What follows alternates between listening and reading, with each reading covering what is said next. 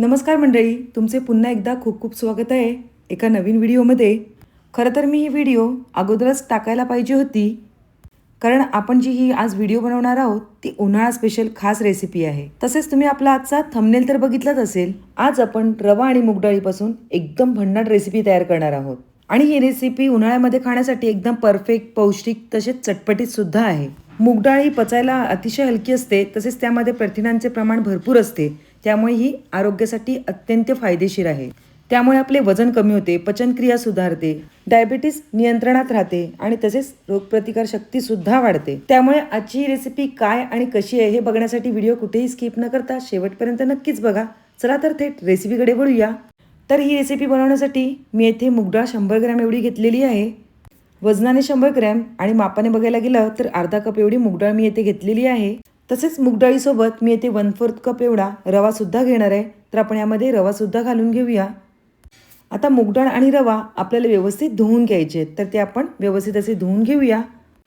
2 ते 3 पाण्यातून आपल्याला मूग डाळ आणि रवा व्यवस्थित धुवून घ्यायचे आहेत आणि त्यानंतर ह्यातलं सगळं पाणी काढून घ्यायचं आहे.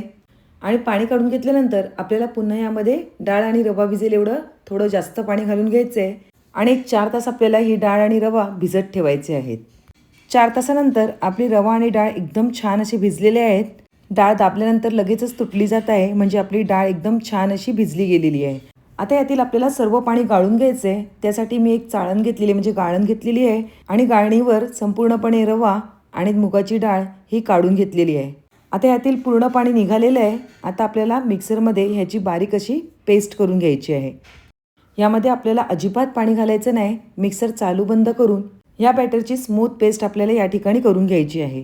अर्धा इंच आलं आपण यामध्ये घालून घेऊया आणि नंतर याची स्मूथ अशी पेस्ट तयार करून घेऊया. तर ती तुम्ही बघू शकता आपली एकदम स्मूथ अशी पेस्ट तयार झालेली आहे. मी चमचा घालून तुम्हाला दाखवते. एवढी स्मूथ पेस्ट आपल्याला तयार करून घ्यायची आहे. आता हे बॅटर आपल्याला एका बाउलमध्ये काढून घ्यायचं आहे.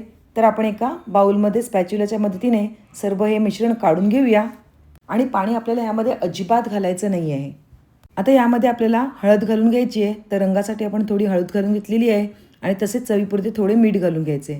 आता हे मिश्रण आपल्याला एकाच डायरेक्शनने व्यवस्थित असं फेटून घ्यायचं आहे. म्हणजे काय, मूग डाळ एकदम हलकी होईल आणि त्यामुळे आपली रेसिपी अजूनसुद्धा छान लागेल. आणि मूग डाळ आणि रवा ह्याची जी आपण रेसिपी तयार करणार आहोत ना, त्याला जाळीसुद्धा खूप छान सुटणार आहे. त्यामुळे ह्या मिश्रणाचा रंग हलकासर पांढरा होईपर्यंत आपल्याला एकाच डायरेक्शनने 2 ते 3 मिनटं छान असं फेटून घ्यायचं आहे. आता या ठिकाणी आपलं मिश्रण छान असं फेटलं गेलं आहे. आता एक छोटीशी पूर्वतयारी करून घेऊया. एका मोठ्या पातेल्यामध्ये पाणी घालून घ्यायचं आहे. त्यामध्ये स्टँड ठेवायचं आहे आणि थोडेसे आमसूल घालायचे, म्हणजे काय आपला टोप काळा पडणार नाही. आता यावर चाळणी ठेवून घ्यायची आहे आणि चाळणीवर व्यवस्थितपणे तेल लावून घ्यायचे. तर मी येथे ऑइल स्प्रिंग केलेला आहे.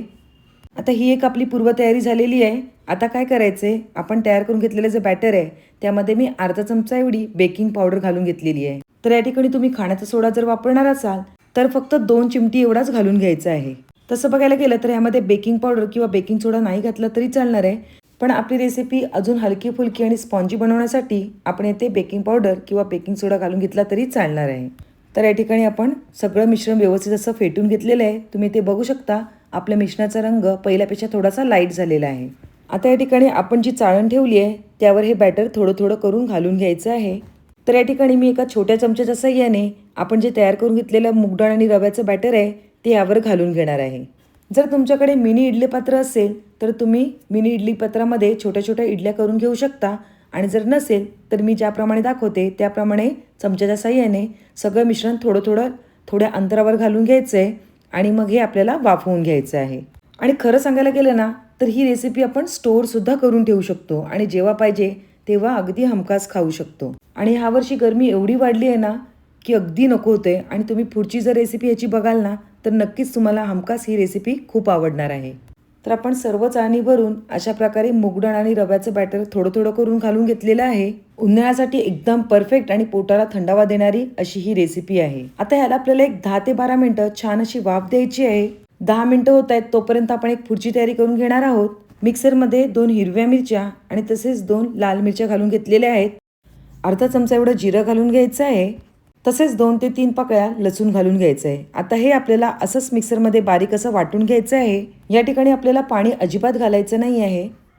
वाटण एकदम बारीक झालेलं आहे आणि आता त्यामध्ये आपण 1 कप भरून एवढं दही घालून घेणार आहोत. 1 कप भरून एवढं दही आपण मिक्सरमध्ये बारीक असं वाटून घ्यायचं आहे, म्हणजे काय त्याची स्मूथ पेस्ट तयार होणार आहे. तयार झालेलं ताक आपल्याला एका बाउलमध्ये काढून घ्यायचं आहे. तर आपण एका बाउलमध्ये काढून घेऊया आणि मिक्सरमध्ये पुन्हा 1 कप एवढं पाणी घ्यायचं आहे आणि या दह्यामध्ये घालून घ्यायचं आहे. या ठिकाणी मी थंडगार पाणी घेतलेलं आहे आणि दहीसुद्धा थंडगारच होते. मिक्सरचं भांडं आणि मिक्सरचं झाकण सर्व धुवून घेतलेलं आहे आणि ते पाणी आपण यामध्ये घालून घेतलेलं आहे. आता यामध्ये चवीनुसार आपण अर्धा चमचा एवढं जिरं पावडर घालून घेतलेली आहे आणि तसेच अर्धा चमचा एवढं काळं मीठ घातलेलं आहे आणि चवीनुसार थोडं आपलं साधं मीठसुद्धा घालून घेतलेलं आहे. थोडी बारीक चिरलेली कोथिंबीर घालून घेऊया आणि विस्करच्या साहाय्याने व्यवस्थित असं मिक्स करून घ्यायचं आहे. तर येथे आपलं थंडगार ताक तयार झालेलं आहे. आता आपण मूग डाळची मिनी इडली म्हणजेच फुलके आपले कितपर्यंत तयार झालेत ते बघून घेऊया. सुरीचे 1 टोक घातल्यानंतर फुलक्यामधून एकदम क्लीन असं निघालेलं आहे, म्हणजे आपले इथे मिनी इडली छान तयार झालेली आहे.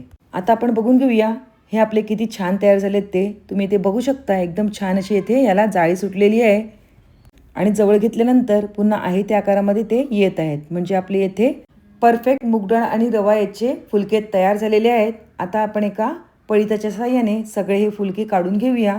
तुम्ही ते बघू शकता अगदी इझिली हे निघत आहेत. तोपर्यंत तुम्ही सांगा तुम्ही आपल्या चॅनलला सबस्क्राईब केलं की नाही. जर सबस्क्राईब केलं असेल तर ठीकच आहे आणि जर सबस्क्राईब केलं नसेल तर पटकन सबस्क्राईब करा आणि तसेच बाजूला असलेल्या बेल आयकॉनवर प्रेस करायला विसरू नका, म्हणजेच असे साधे सोपे खमंग चविष्ट रेसिपी तुम्हाला नेहमी बघायला भेटतील. तेल लावल्यामुळे आपले सर्व फुलके एकदम छान असे निघाले गेलेले आहेत. आता एका बाउलमध्ये थोडंसं हलकंसर गरम पाणी घ्यायचं आहे आणि त्यामध्ये मीठ घालून घ्यायचं आहे आणि आपण तयार करून घेतलेले जे फुलके आहेत ते यामध्ये घालून घ्यायचे आहेत. त्यामुळे काय होणार आहे, आपले जे फुलके आहेत त्याच्यामध्ये अजून पाणी ॲब्झॉर्ब होईल आणि ते एकदम हलके फुल बनतील. 5 मिनटं आपल्याला हे ह्या पाण्यामध्ये असेच ठेवायचे आहेत. तयार करून घेतलेलं जे थंडगार ताक आहे ते आपण एका दुसऱ्या बाउलमध्ये काढून घेऊया आणि या ठिकाणी आपले मूग डाळ आणि रवा याचे फुलके ठेवून 5 मिनटं झालेले आहेत. आता या फुलक्यांमधलं पाणी आपल्याला सगळं पिळून घ्यायचं आहे आणि पिळून घेतलेले हे जे फुलके आहेत ते आपल्याला ह्या ताकामध्ये सोडून घ्यायचे आहेत. हलक्या हातानेच आपल्याला मूग डाळ आणि रव्याचे फुलके दाबून घ्यायचे आहेत. खरं सांगितले ना, गरमी एवढी वाढलेली आहे आणि खायची सुद्धा काही इच्छा होत नाही. तर अशा वेळेला अशा प्रकारे तुम्ही जेव्हा मूग डाळ आणि रव्याचे फुलके बनवाल ना आणि ताकामध्ये घालाल तर वाव क्या बात आहे. खरंच खूपच छान ही रेसिपी तयार होते. तर नक्कीच तुम्ही सुद्धा ट्राय करून बघा. दिसायलाच एवढे भारी दिसत आहेत ना. ज्याप्रमाणे शाही रसमलाई असते ना त्याचप्रमाणे याचं टेक्स्चर दिसतंय आणि खरं सांगू ना, चटपटीत असल्यामुळे या उन्हाळ्यामध्ये गोड खाण्यापेक्षा चटपटीत आणि तसंच थंडगार खायला खूप मजा येते. त्यामुळे उशीर का होईना ह्या व्हिडिओला टाकायला मला थोडा वेळ झालेला आहे, पण नक्कीच ही रेसिपी तुम्ही एकदा तरी ट्राय करूनच पहा. शिवाय या रेसिपीमध्ये 0% ऑइल आहे आणि थंडगार सुद्धा आहे. आणि तसं बघायला गेलं ना तर हे फुलके आपण 8 दिवसासाठी स्टोअर करून सुद्धा ठेवू शकतो. म्हणजे कधी आपल्याकडे पाहुणे वगैरे येणार असेल आणि घाई होणार असेल तर हे अगोदरच आपण करून ठेवले आणि फक्त काय आपल्याला मग ताक करायचं आहे. त्यानंतर आरामात हे तयार करून ठेवू शकतो आपण. फक्त हे जे फुलके आहेत ना ते आपल्याला प्लास्टिकच्या झिपलॉक बॅगमध्ये पॅक करून ठेवायचे आहेत, म्हणजे ते तसे तसे व्यवस्थित राहतात. आणि नंतर काय कोमट मिठाच्या पाण्यात घालायचे आहेत आणि ताकामध्ये सोडायचे आहेत. आता हीच रेसिपी मी एका दुसऱ्या पद्धतीने सुद्धा इथे दाखवणार आहे. त्यासाठी आपल्याला रवा आणि मूग डाळीचं जे मिश्रण शिल्लक राहिलेलं आहे त्यामध्ये थोडा कांदा घालून घ्यायचा आहे, तसेच थोडासा टोमॅटोसुद्धा घालून घ्यायचा आहे.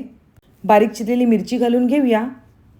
आपल्या तिखटानुसार मिरचीचे प्रमाण कमी जास्त तुम्ही इथे करू शकता आणि तसेच बारीक चिरलेली कोथिंबीर घालून घ्यायचे आणि थोडंसं चवीपुरतं मीठ घालून घ्यायचं आहे. मीठ आपण अगोदरच घातलेलं, फक्त कांदा टोमॅटो पुरतं होईल एवढं मीठ आपण यामध्ये घातलेलं आहे. आता हे मिश्रण आपल्याला पुन्हा व्यवस्थित मिक्स करून घ्यायचं आहे. मिश्रण व्यवस्थित मिक्स झाल्यानंतर ज्याप्रमाणे आपण तव्यावर डोसा टाकतो त्याप्रमाणे आपल्याला हे बॅटर तव्यावर घालून घ्यायचं आहे. थोडं ऑइल स्प्रे करून घेऊया आणि तयार झालेलं सर्व बॅटर आहे ते आपल्याला ह्या पॅनवर घालून घ्यायचं आहे आणि पळीच्या साहाय्याने व्यवस्थित स्प्रेड करून घ्यायचं आहे. ज्याप्रमाणे आपण उत्तप्पा बनवतो त्याचप्रमाणे आपण रवा आणि मूग डाळीचा मस्तपैकी येथे उत्तप्पा तयार केलेला आहे. आता त्यावर आपण ऑइल स्प्रिंग करून घेऊया आणि 1-2 मिनटं झाकण ठेवून घ्यायचं आहे, म्हणजे काय आपण घालून घेतलेल्या भाज्या त्या यामध्ये व्यवस्थित शिजल्या जातील. आता हा डोसा आहे तो आपल्याला पलटून घ्यायचा आहे. तर डोसा आपण पलटून घेतलेला आहे. मस्तपैकी आपली बाजू एक खरपूस भाजली गेलेली आहे. पुन्हा 1 मिनिट आपल्याला झाकण ठेवून घ्यायचं आहे आणि येथे आपला मूग डाळ आणि रवा याचा उत्तप्पा मस्तपैकी तयार झालेला आहे. चला तर आपण आपली ही दुसरी डिशसुद्धा सर्व करून घेऊया. तर हा मूग डाळ आणि रवा याचा उत्तप्पा खोबऱ्याच्या चटणीसोबत सर्व केलेला आहे. तर तुम्हाला माझ्या आजच्या दोन्ही रेसिपी कशा वाटल्या नक्कीच कमेंटद्वारे कळवा. रेसिपी आवडली असेल तर पटकन एक लाईक करा. तसेच बाजूला असलेल्या बेल आयकॉनवर प्रेस करायला अजिबात विसरू नका. पुन्हा एक नवीन रेसिपी घेऊन येऊया. तोपर्यंत बाय बाय. थँक्यू.